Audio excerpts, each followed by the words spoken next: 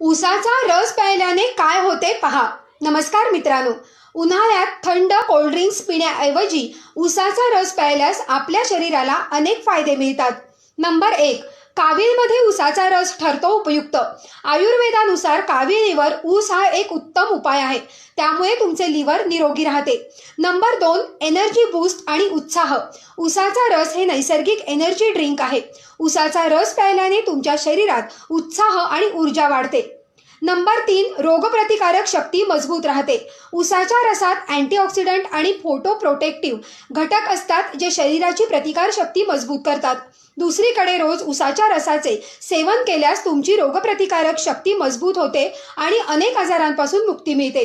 Number 4. हाडे मजबूत होतात. उसाचा रस प्यायल्याने हाडे मजबूत होतात. यात कॅल्शियम आणि फॉस्फरस सारखे पोषक घटक असतात जे हाडांना मजबूत करतात.